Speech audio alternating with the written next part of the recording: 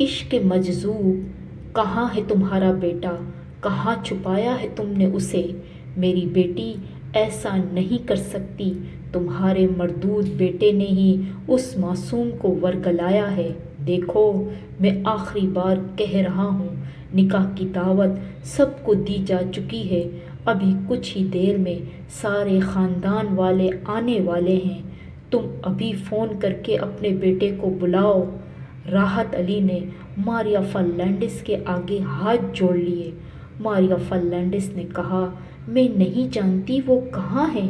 اکبر علی نے کہا، بھائی جان، یہ ایسے نہیں بتائیں گی، دیکھو میں تمہاری بوٹی بوٹی کر کے چیل کووں کو کھلا دوں گا، اپنے بیٹے کو واپس بلاؤ، وہ اس طرح ہمیں رسوا نہیں کر سکتا۔ رمیسا ایک کم عمر لڑکی تھی جو بہت حسین تھی، جس کی ماں مر چکی تھی۔ اس کا باپ راحت علی اور سوتیلی ماں آسمہ بیگم تھی۔ رمیسا میٹرک میں پڑھتی تھی، وہ احساس کمتری کا شکار تھی۔ بظاہر تو بہت اچھی تھی، لیکن آسمہ بیگم نے اپنے رویے سے رمیسا کی شخصیت کو کچل دیا تھا۔ راحت صاحب کا آسمہ بیگم سے ایک بیٹا تھا، جس کی اہمیت گھر میں زیادہ تھی، اس کے ناز نخرے اٹھائے جاتے۔ رمیسا اکثر اپنی سہیلی کے گھر ٹیسٹ کی تیاری کے لیے جاتی تھی۔ اس رات رمیسا اپنی دوست کے گھر سے لوٹ رہی تھی کہ اچانک آسمان پر بجلی چمکی اور بارش شروع ہو گئی۔ رمیسا نے تیز تیز قدموں سے چلنا شروع کیا۔ بارش کے پانی کے سبب وہ پھسلنے لگی ہی تھی کہ جان فرنانڈیز نے اسے تھام لیا اور اسے گرنے سے بچا لیا۔ جان اور رمیسا پہلی ہی ملاقات میں ایک دوسرے کی محبت میں گرفتار ہو گئے۔ اس کی کتابیں پانی میں گر چکی تھیں۔ جان نے وہ کتابیں اسے اٹھا کر دی اور قریب پڑی ایک شیٹ اس کے سر پر رکھ کر اسے چلنے کا اشارہ کیا۔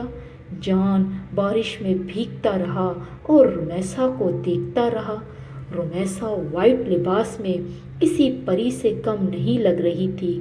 رمیسا کی نظریں بھی جان پر ٹھہر گئی تھی۔ راستہ کب ختم ہوا پتہ ہی نہ چلا۔ رمیسا مسکراتے ہوئے اپنے گھر میں داخل ہو گئی۔ رات بھر وہ جان کے خیالات میں کھوئی رہی۔ جان کے دل کی کیفیت رمیسا سے کچھ کم نہ تھی۔ اگلے دن دونوں ہی کی سوچ تھی کہ کسی طرح ملاقات ہو جائے۔ رمیسا گھر سے نکلی، وہ دعا کر رہی تھی کہ میری ملاقات اس لڑکے سے ہو جائے، کہ اس کی نظر سڑک کے اس طرف گئی۔ وہاں جان بے تابی سے اس کا انتظار کر رہا تھا۔ رمیسا سڑک پار کر کے اس کی طرف گئی اور کل کی بات پر اس کا شکریہ ادا کیا۔ اس طرح ان میں دوستی ہو گئی۔ اب جان روزانہ رمیسا کا انتظار کرتا۔ وہ دونوں روزانہ ہی ملتے تھے۔ ایک دن جان نے اپنی محبت کا اظہار رمیسا سے کر دیا۔ رمیسا نے کہا، میں بھی تم سے محبت کرتی ہوں۔ رمیسا نے اپنی زندگی کے بارے میں جان کو سب کچھ بتا دیا تھا۔ جان اپنے والدین کی اکلوتی اولاد تھی۔ اس کا گھر رمیسا کے گھر سے تھوڑے ہی فاصلے پر تھا۔ ایک دن رمیسا نے روتے ہوئے جان کو بتایا کہ اس کا رشتہ خاندان میں طے کر دیا گیا اور اگلے ماہ اس کی شادی ہے۔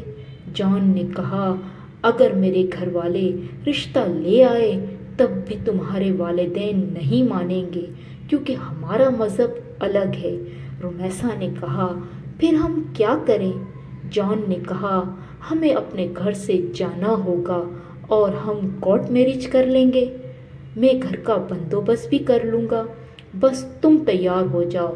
رمیسا نے کہا، جان میں تیار ہوں، لیکن اب میرے لیے ملنا مشکل ہے، ماں نے اسکول سے نام نکلوا دیا ہے۔ جان نے کہا، شادی سے ایک رات پہلے ہم نکل جائیں گے۔ اور شادی سے ایک رات پہلے وہ دونوں گھر سے بھاگنے میں کامیاب ہو گئے۔ گھر والوں کو جب علم ہوا تو فوراً اس کی دوست علینا کے گھر دوڑے۔ علینا سب کچھ جانتی تھی۔ اس نے جان کے بارے میں سب کچھ بتا دیا اور اس کے ابو اور چچا جان کے گھر پہنچے۔ وہاں نہ ملنے پر چاروں طرف پھیل گئے۔ رمیسا کے بھائی کو کسی دوست نے فون کیا اور کہا، میں نے رمیسا کو یہاں ایک لڑکے کے ساتھ دیکھا ہے۔ وہ لوگ وہاں پہنچ گئے۔ رمیسا باپ اور چچا کو دیکھ کر گھبرا گئی۔ چچا اور باپ کے غصے سے وہ واقف تھی۔ وہ زور زور سے دروازہ پیٹ رہے تھے۔ رمیسا نے جان سے کہا، میں الگ ہو کر تم سے جینا نہیں چاہتی۔ یہ کہہ کر رمیسا نے خود کو مار دیا۔ جان نے رمیسا کو دیکھ کر اپنی زندگی کا بھی خاتمہ کر دیا۔ انہوں نے محبت کرنے کی سزا اپنے آپ کو خود سنائی اور یوں ایک محبت کرنے والوں کو جینے کا حق نہ دیا گیا۔ اگر کہانی پسند آئی ہو تو لائک ضرور کیجیے گا۔